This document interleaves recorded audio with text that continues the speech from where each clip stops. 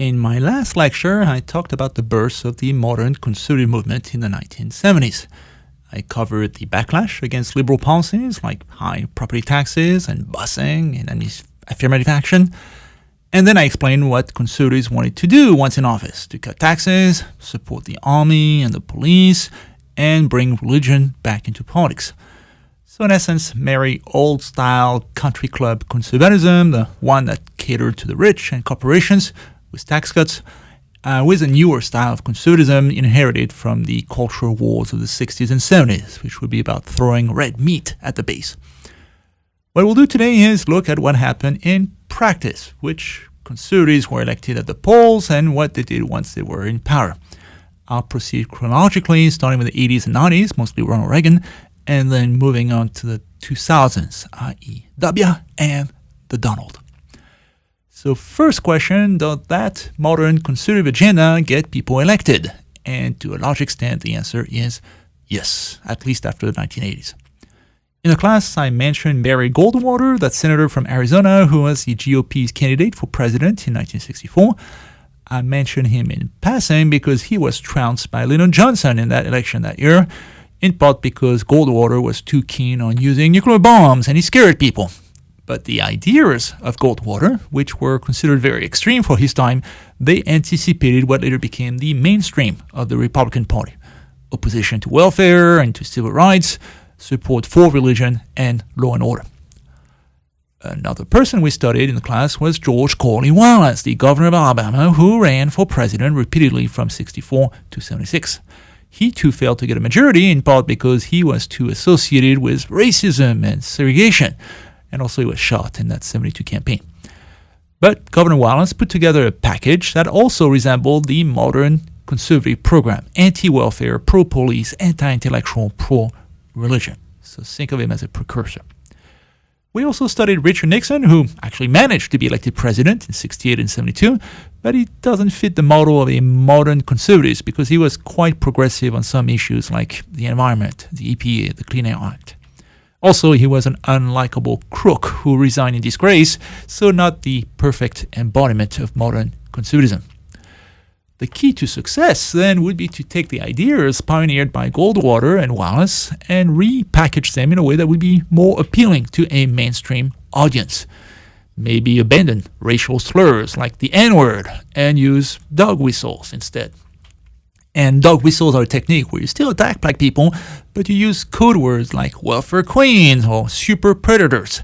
So when criticizing welfare, you use a black woman as an example welfare fraud. Or when recommending tougher sentencing, you'll use a scary-looking black dude as the poster child for violent crime. People will understand what you mean, wink wink, but you're not actually saying out loud that black people are lazy and violent, the way Wallace used to do in public. Horton fled, kidnapped a young couple, stabbing the man and repeatedly raping his girlfriend. Weekend prison passes. Dukakis on crime. Or, even better, you find an ideal candidate that would project an image of sunny optimism. A candidate who would borrow the ideas of Goldwater and Wallace, but then present them in a way that was less threatening to a mainstream audience. And that's where Ronald Reagan comes in. Nowadays, Reagan has become the patron saint of the Republican Party, so it's easy to forget how controversial he was when he began running for president in the 70s. He was considered way too far to the right for the party of Eisenhower and Rockefeller. But Reagan eventually succeeded in getting the nomination in 1980, in part because of his personal charm, but also because of diplomatic setbacks like the Iran hostage crisis and generally the terrible economic situation under the presidency of Jimmy Carter. So Reagan was elected president in 1980 and re-elected in 1984, and that made him the first Republican to complete 2 terms since Eisenhower. Part of Reagan's success was to portray himself as a patriot. Remember how respect for the flag, that is a big wedge issue in modern conservatism.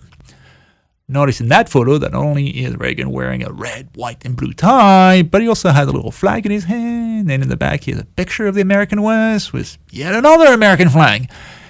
He's fully dressed, but I'm pretty sure that if you took off his pants, he would have red, white, and blue underwear as well. So wrap yourself in the flag, literally. Or hump it, as some other conservative presidents have been known to do. Reagan was also gifted at projecting optimism. He talked about bringing morning in America. After all the crises of the 70s, he'd get America out of its funk. And the mood in the 80s under him was generally more optimistic. In a previous lecture, I mentioned that the movies from the 70s, like Network, they tended to be dark and gritty. Iconic movies of the 80s, by contrast, like Wall Street and Top Gun or Risky Business, they're all about unbridled capitalism and gung-ho patriotism. America is back, baby. Way out of the danger zone. Reagan was very good at projecting his sunny image because he was a professional. Literally, his day job before entering politics was acting. He had a career as a B-movie star in Hollywood and then as a spokesman for General Electric. He had the great ability to convey complex ideas in simple, reassuring phrases. His nickname was the Great Communicator. So think of JFK in the 1960 presidential debate or FDR in his fireside chats. So all that is about style. But now let's move on to substance. Reagan's policies, they were in line with the conservative agenda that I defined last time. So first, reduce the size of government, which I'd expanded a lot in the 60s and 70s. Famously, in his 1980 inaugural address, which is in your workbook, Reagan said that, quote, government is not the solution to our problem, government is the problem, unquote. Another great one-liner by Reagan was, quote, the 9 most terrifying words in the English language are, I am from the government and I am here to help, unquote. In practice, this means that Reagan dramatically cut taxes for the rich. You can see from this graph that the marginal income tax rate, which is the one that the richest people pay, had been as high as 90% during World War II and then remained quite high in the 60s and 70s at around 70%. Reagan, a well-paid actor and spokesman, knew it personally because, well, he was in that tax bracket. Well, the marginal rate, the one paid by the richest Americans, dropped down to 28% during his presidency, as you can see in the graph, so it was cut by 2/3 under Reagan. What was the result? Remember that according to the Laffer curve that we studied last time, bringing tax rates down from prohibitive levels should be revenue neutral. Economic growth will be so great that tax cuts will pay for themselves. That was a promise, but that was not the case in practice. The federal deficit widened, in part also because Reagan spent a lot of money on defense as well, as modern conservatives are prone to do.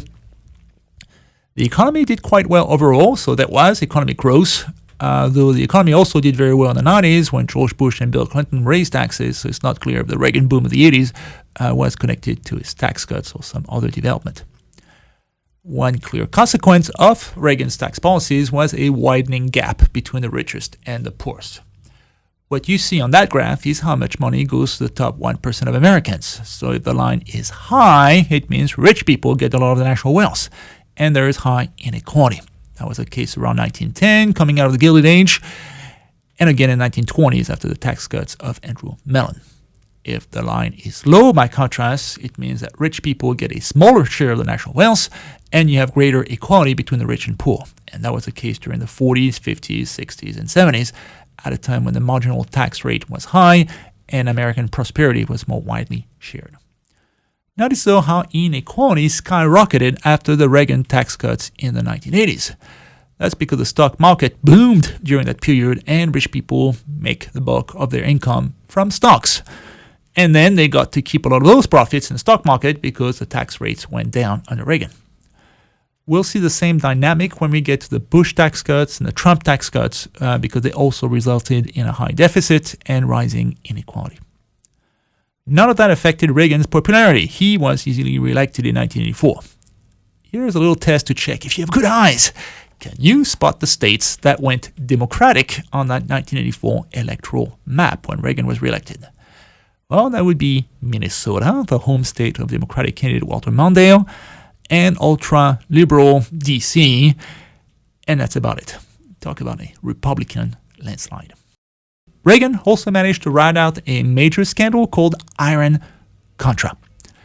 It's a complicated scandal linked to the crisis in Iran, which I covered in another video lecture, but in essence, the underlings of Reagan, or maybe the president himself, it's not clear how directly Reagan was involved, they illegally sold weapons to Iran, which by that point was a major foe of the United States, so that they could use that money to ship money and weapons, again, illegally to the Contras, who were an anti-communist guerrilla group in Nicaragua, to overthrow the government there. So it was doubly illegal, and that could easily have turned into a second coming of Watergate, the scandal that doomed Nixon's presidency. But somehow Reagan escaped unscathed, to the point where people spoke of him as the Teflon president. You could throw everything at him and nothing stuck because he looked like a nice guy. Reagan was popular enough that his vice president, George Herbert Walker Bush, was elected in 1988 by riding his coattails. Bush Sr. is mostly remembered for his foreign policy. He successfully navigated the end of the Cold War when the Soviet Union imploded in 1989 to 1991, and that brought an end to a conflict that had preoccupied U.S. policymakers for decades. Bush Sr. also masterminded the U.S. victory over Iraq in 1991, the first Gulf War, which was a one-sided triumph that did a lot to erase the trauma from the U.S. defeat in Vietnam. One document we read in the class was Eisenhower's farewell address, his warning that the U.S. was spending too much for too long on defense, and that a military-industrial complex would make it impossible to rein in the defense budget over the long run. Well, that warning by Eisenhower was prescient. When the Cold War ended under President Bush Sr., you'd think that the defense budget would be slashed, but in practice it only dipped a bit and then resumed its march upward, to the point where the U.S. now spends as much on defense as the next 10 countries combined, even though the country is at peace. So that's one major difference between modern conservatives, who love to spend a lot on defense, in war or in peace, and their predecessors, who hated the notion of a large standing army in peacetime and were skimpy when it came to the defense budget. Bush Sr. made one major political mistake. He agreed to raise taxes to balance the budget, which is a major taboo for the modern Republican Party. His promise when campaigning for office had been, "Read my lips, no new taxes." So when Bush betrayed that promise and raised taxes, even for a good reason like balancing the budget, that was enough to make him a one-term president. Democrats, as a result, finally made it back to the White House in 1993, but overall the 1990s were still a fairly conservative decade. The Democratic president, Bill Clinton, he embraced triangulation, i.e. borrowing conservative ideas and making them his own. And also for most of his presidency, the House of Representatives was dominated by Newt Gingrich, one of the arch-conservatives of the modern Republican Party, so President Clinton could not have passed major liberal measures even if he had wanted to. The only truly progressive goal of Clinton was to create a national health care program, but he and his wife could not get it through Congress. What did go through Congress was a crime bill that dramatically increased prison times, i.e. the very kind of law and order measures promoted by Republicans. That crime bill passed in the 90s has remained controversial ever since. Remember how drug use and crime had gone up a lot in the 70s, so crime obviously was a major concern for voters in the 80s and 90s. Crime went down after the 1990s and has remained low ever since, so some scholars credit the Clinton crime bill and tougher prison sentences for all that progress, but the evidence is not entirely conclusive, so it's still being debated. One sure consequence of tougher crime policies was the ballooning number of people who were incarcerated. By international standards, the U.S. puts way more people in prison than other countries do, and for much longer periods of time. And that's especially true in Louisiana, where I live. Men, and especially black men, are sent to prison at much higher rates too, which has led to complaints that the judicial system is much harsher for some people than for others. In the 80s and 90s, for example, crack cocaine, a very black inner city kind of drug, was punished much more harshly under the law than powder cocaine, the stereotypical white Wall Street trader drug of choice, even though the two of them are very similar hard drugs. There's also a concern about all the taxpayer money spent on those prisons, which can be greater in some states than the money spent on, well, universities where I teach, for example. So recently there's been a pushback against the tough on crime policies of the 1990s, especially for non-violent offenses like buying pot, which is not even a crime anymore in many states. All right, let's now switch slides and switch centuries. Let's move on to the next Republican on our list, George W. Bush, who was, you guessed it, the son of former President George H.W. Bush. The younger Bush was a bit more moderate on some social issues, promoting education, for example, or expanding Medicare coverage. But aside from that, he was a typical conservative who loved to spend more on defense, and in fact began 2 major wars in Afghanistan and in Iraq. The first war in Afghanistan, that was legitimate payback for the 9/11 terrorist attacks, which had been planned in Afghanistan. That second war in Iraq, that was a travesty based on a lie. Bush also pushed through another major tax cut, which is a big deal with modern conservatives. And as before, that tax cut was skewed toward the wealthy, and especially income from stocks, which were now taxed at a flat rate of 15%, no matter how rich you were, to the point where a man like Warren Buffett, a very wealthy financier who is one of the richest men in the world, ended up paying a smaller share of his income as taxes than his secretary did, because her wages were taxed more than his stock income. And by the way, there are ways to reduce your tax rate even further if you have a good accountant. When Mitt Romney, a multimillionaire, ran for president on the Republican ticket in 2012, he turned out that his effective tax rate was more somewhere around 10% because he used a variety of tax shelters overseas. And Donald Trump, who ran in 2016 and 2020, he refused to release his taxes overall, but the few pages that were leaked showed that by claiming large losses on his businesses, his tax rate was effectively zero. So overall, between the Reagan tax cuts and the later Bush and Trump tax cuts, there was a sharp drop in the income tax rates for the rich, from a high of 90% after World War II to 28% under Reagan, and then 15 or 10 or even zero for some people nowadays. Those tax cuts did not have the expected economic benefits expected under the Laffer curve. The deficit ballooned, and by the time Bush left office, the U.S. was in a major economic crisis. And then the exact same thing happened under Donald Trump, who also left behind a major economic crisis and a ballooning deficit by the time he left office. So clearly, tax cuts don't pay for themselves, so some Republican think tanks now have abandoned the Laffer curve and have redefined their goal as, quote-unquote, starving the beast. Here's how it works.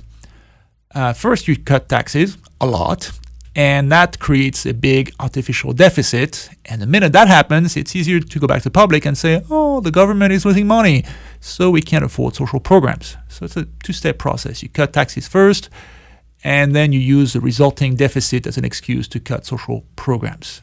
Starve the beast.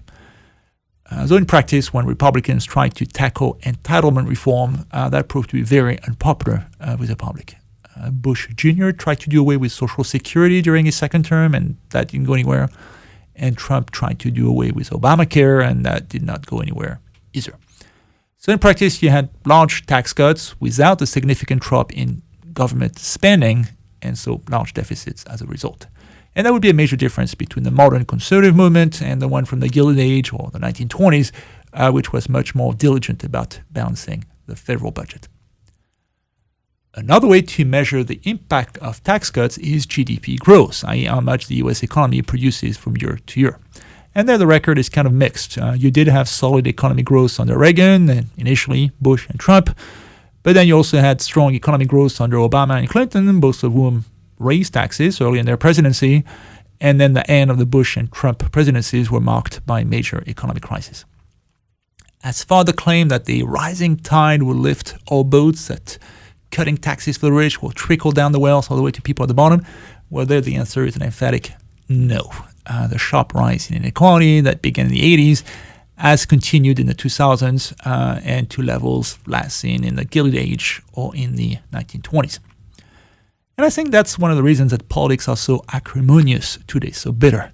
The income for most Americans is flat or declining over the long run, while the rich keep getting richer, and that undermines the American dream that the next generation will be better off than the previous one.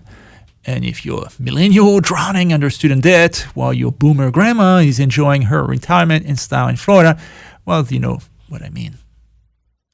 Just as a little side note, I was shocked in 2020 when Congress twice passed a stimulus package that sent a check to every adult American, except to people under 25 who are still claimed on their parents' taxes. So just to get this straight, all people who got Social Security checks every month and lost no income whatsoever during the COVID-19 epidemic, they got stimulus checks anyway. Meanwhile, a typical student at my university who had lost her job waitressing at the casino and we never had much money to begin with because, well, she's 20, she got no stimulus money from the government. And by the way, the stimulus was paid for by the national debt, which will be reimbursed by 20-year-olds, not 65-year-olds. All that in the middle of a pandemic where the education and the finances of young people were sacrificed to contain a disease that mostly affects the old, not the young. So to me, that epidemic was a great example of how current politics are skewed to benefit richer, older generations at the expense of younger ones. Which brings me back to my mantra in the class: if you want things to change, vote. Because your grandma in Florida, she surely does. That inequality between one generation and the next is a long-term trend. It was possible back in the 60s for a blue-collar worker at an auto plant in Flint, Michigan to raise his whole family on one salary, meaning a house, a couple cars in the driveway, and paying to send the kids to college. Nowadays, that same auto worker in Flint, Michigan, well, most likely he would not have a job anymore because Flint has been ravaged by job cuts. That auto worker will have a lower paying job that is non-union, and his wife will also be working now because they got to pay the bills, and the kids will have to borrow to go to college. So there's a sense of decline for many Americans, which is a result of the political choices of the last 40 years, I would argue, and which has definitely soured the mood of the country. That is a nice segue to what I think is the main development of the past 20 years, how sharply polarized our policies have become in the 21st century. When I first moved to the US in the mid-1990s, people often voted a split ticket, i.e. they would vote for a Democrat for the House of Representatives, a Republican for the Senate, and maybe a Democrat for president, and they might change their choice from one election to the other. Well, nowadays, swing voters like this, there are far fewer. People are either hardcore Democrats or hardcore Republicans, and they vote a straight party ticket election after election.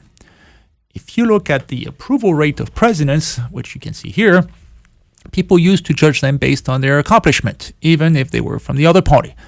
Well, now there is a huge divide by political affiliation. If you're a Republican, you will judge a Republican president highly, no matter what vice president does.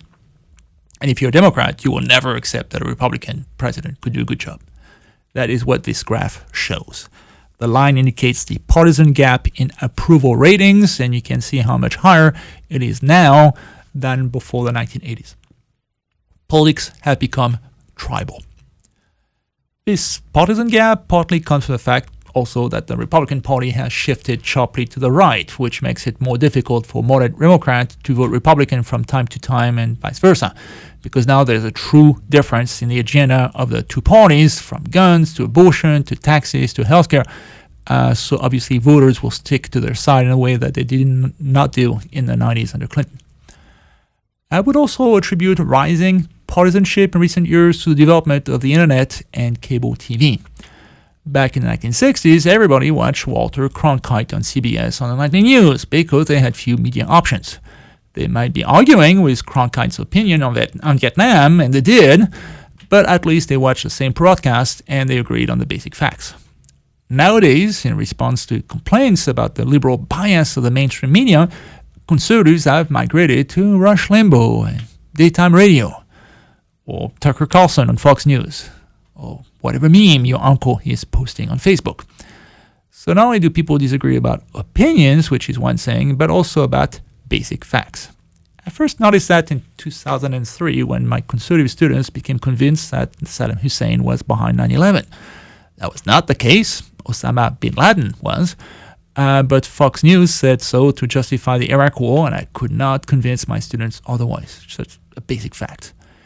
And by the time Trump was inaugurated in 2017, people could look at something as simple as a picture of the National Mall on Inauguration Day, and some people would say it was the largest crowd ever, while others said, no, it's not. Obama's crowd was much larger. We could not even agree on the same picture that was right in front of our eyes. So politics are no longer about working across the aisle to pass a bipartisan bill, which used to be pretty common in U.S. politics, or at least waiting patiently 4 years for the next election to get your turn. Politics are about scorched earth opposition to whatever the current president does, even if that means destroying the country in the process. But at least you get to own the libs. That's the expression. I would trace these types of scorched earth policies to the late 1990s when Bill Clinton had an affair with one of his aides, Monica Lewinsky. By itself, cheating on your wife is not a crime. It's immoral to be sure, especially with a young coworker, but it's not necessarily a crime. But Bill Clinton, who had legal training and should have known better, was stupid enough to lie about the affair under oath, and that is perjury and that is illegal.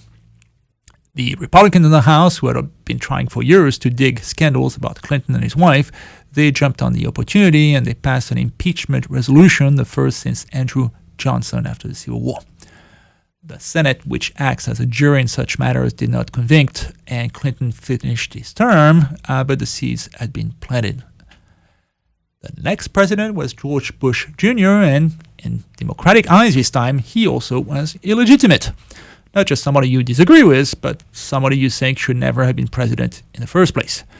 This had to do with the bizarre circumstances of the 2000 election. Al Gore, the Democratic candidate, won the popular vote in 2000, but in the end, the Electoral College all boiled down to who had won Florida. The election happened to be extremely close in that state, just a few hundred votes out of millions cast, and on top of that, many ballots were poorly designed, which added to the confusion. For some ballots, for example, you had to punch a hole. But that system didn't work well, which left bits of papers or chads that were not fully punched. So the question was, if there was a hanging chad, did that count as a vote? Okay. Well, all that may seem silly, but when a few hundred votes in Florida decide the whole U.S. election, it does matter. So election workers in Florida spent a whole month recounting the chads, the votes, until the Supreme Court stepped in and said, just stop the recount. Whoever is the current winner as of now, which was George Bush, will be the next president. So ultimately, it's not just 500 votes in Florida that decided the matter, but 9 votes in the Supreme Court, or more specifically, just 1 vote, because the majority was only 5-4. Notice as those Supreme Court justices were appointed by previous presidents, including George Bush Sr., the father of the winning candidate. And Jeb Bush, the brother of that candidate, was the one running the state of Florida at the time. So Democrats cried bloody murder over the fact that the election was stolen by Bush and his cronies, his dad and his brother. Skip forward to 2008 and the election of Barack Obama. He clearly won the popular vote and the Electoral College, and then again in 2012, so there's no question about the legitimacy of his election. And still, ugly rumors spread about him not being a natural-born citizen of the U.S. and thus not being eligible for the presidency. I want to emphasize that those rumors were false. Obama was born in Hawaii, a U.S. state, and yet a big chunk of the electorate were convinced that he was some kind of Kenyan Muslim who should never have been president in the first place. I would suggest that maybe this obsession over whether Obama was a real American has something to do with the color of his skin, that people were less wondering the same question when it was white presidents running for office. And if you don't agree with me, here's a pop quiz. In which state was this 2012 opponent of Obama born, John McCain? Let's see how many people know this info off the top of their head or even bother to ask themselves to begin with.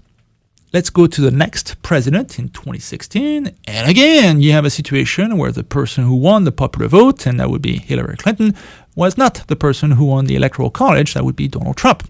So that led Democrats to think of Trump as an illegitimate president as well, because he had not won a majority of the vote. And then Democrats impeached him in the House in 2020 for trying to collude with Russia and the Ukraine, though the Republican Senate voted to acquit that year. Moving on to the next election, the Trump re-election campaign in 2020, Joe Biden won the popular vote by a landslide and also the Electoral College. And yet somehow Trump made unsubstantiated claims of voter fraud to argue that he had never really lost. And he should remain as president. He filed numerous lawsuits, lost all of them for lack of evidence. And then he sent in a mob to prevent Biden's election from being certified by Congress on January 6th of 2021. So the Democratic-controlled House impeached him for violating the Constitution, and most Senate Republicans acquitted him again. So we've reached a point where politics is a blood sport where each camp supports their side no matter what, and considers the other side to be illegitimate. That's a culmination of a process that goes back 40 years. Notice how the Midwest was described by coastal Democrats as flyover country, i.e., who cares about Nebraska in the middle? And meanwhile, Republicans took the habit of describing that same area as the heartland, meaning that this is the real America and the big cities of the coast are somehow un-American. So when you start arguing that the other side is not patriotic, that they're not quote-unquote real Americans, I think that's a dangerous slope, and that process started 40 years ago. Though Trump was often described by his supporters and his opponents as a one-of-a-kind president, his policies were actually very much in line with the other conservatives of the past 40 years. His economic agenda was about deregulation, especially for oil and coal, and cutting taxes for the rich, and trying to rebuild entitlement programs like Obamacare. Also, a lot of money for defense. Nothing new there.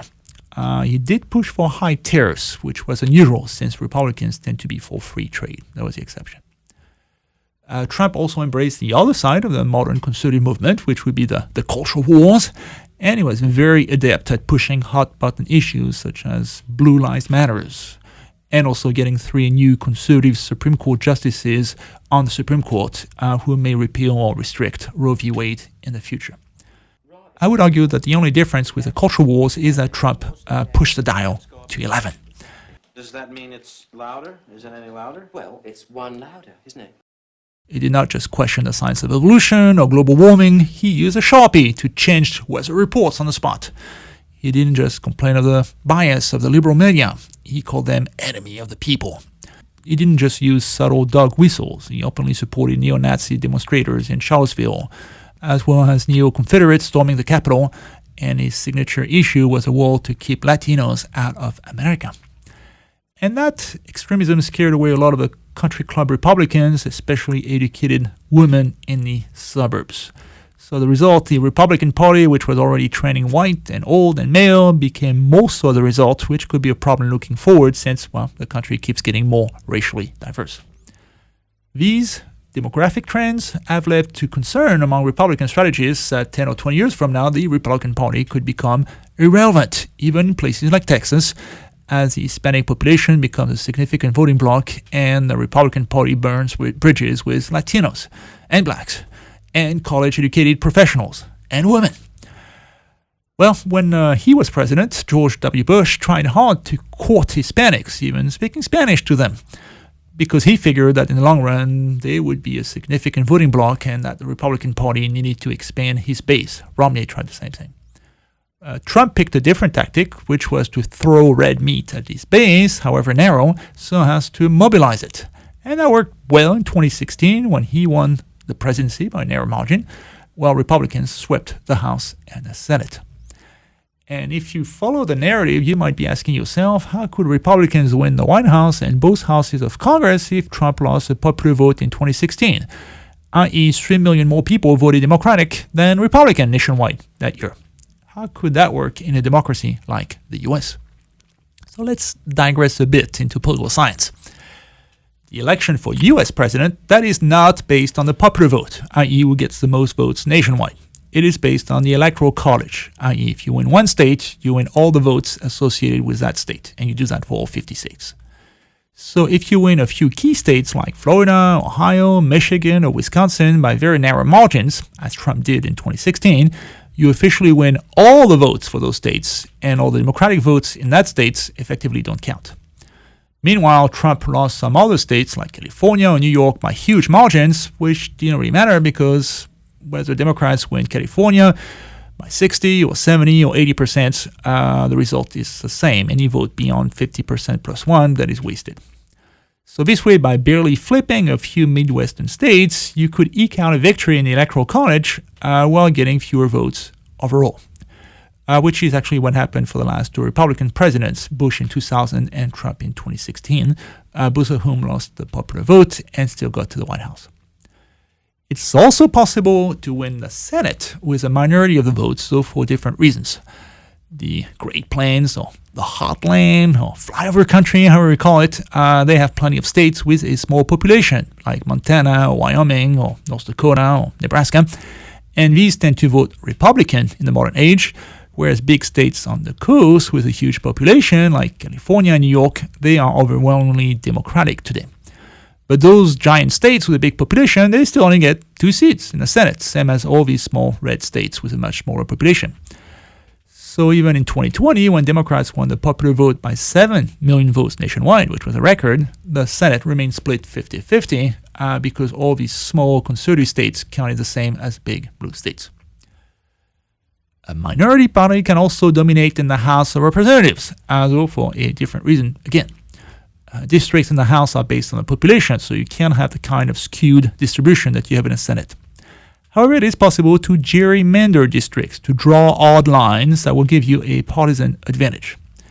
Republicans who controlled redistricting in 2010 have been able to draw some districts where they barely had 50%, which was just enough to win the district, and others where Democrats would win by 80 or 90%, meaning that Democrats would waste way more votes than were necessary to win. And that's what gerrymandering is about.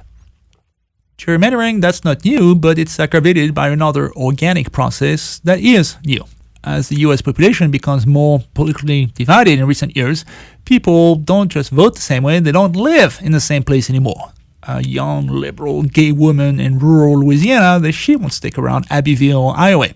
She'll move to Austin, or New York City, or San Francisco to be around like-minded people. Meanwhile, a conservative in California will flee from California and he'll move to a conservative state like Idaho, where he'll feel more at home among like-minded people. So Democrats now tend to congregate in big cities and liberal states where their vote gets wasted. So the peculiar nature of U.S. elections for the president, for the Senate, and for the House, that's why the conservative movement has been so powerful over the past few decades, even as it lost the popular vote nationwide in all but one presidential election since 1992. But still, based on the demographic data that I've showed you, it is not possible in the long run for the Republican Party to continue winning election after election by catering to a narrow, aging, all-white male base. Trump managed to pull a squeaker in 2016, but he lost in 2020. So what do you do in that case? Well, you could accuse your opponent of having won millions of votes fraudulently, so that way you erase the reality that you are a minority party in the first place. And you kind of start to live in an alternate bubble of your own where most people are Republicans, which they're not.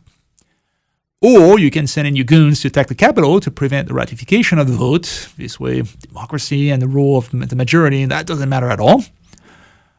Or you might try to introduce legislation to disenfranchise the people who might vote against you. There are many ways to do it, such as, for example, reducing the number of polling stations near universities or in minority neighborhoods. This way the lines there will be long, and those voters who don't agree with you, they will give up and go home. Those shenanigans were normally banned by the Voting Rights Act of 1965, but the Supreme Court pretty much gutted the act in its Shelby County decision in 2013. So outright campaigns of disenfranchisement, they have made a comeback in recent years. And these are very dangerous tactics, which negate all the progress that we saw the U.S. make over the course of the 20th century. The other option for the Republican Party looking forward would be to move back to the political center, ditch the racial innuendos and the conspiracy theories, embrace economic equality and a higher minimum wage, basic science, democratic norms, and this way attract centrist voters and earn back a majority of the popular vote. I try to keep my politics out of the class, but in case you haven't figured it out by now, I am a moderate, a centrist. A person would be very happy if the Republican Party stopped its slide toward extremism. I like to have two real options when I vote, two parties. I could have voted for Eisenhower in the 1950s, but some stormtrooper in a bison outfit, that is not an option for me. Well, I hate to leave the class on that note. We started 130 years ago in the aftermath of the Civil War, at a time when the country was very divided and trying to mend its wounds. And it's as if we're on the eve of another Civil War now. Still, we've seen America go through some difficult times, 2 world wars, the Great Depression, defeat in Vietnam, and always pull through. So let's be like Ronald Reagan and keep our sunny optimism. Things will get better. Well, that's it for this slide, and this lecture, and this section, and the whole class. I've run out of history to tell, so I gotta stop. Au revoir, and goodbye.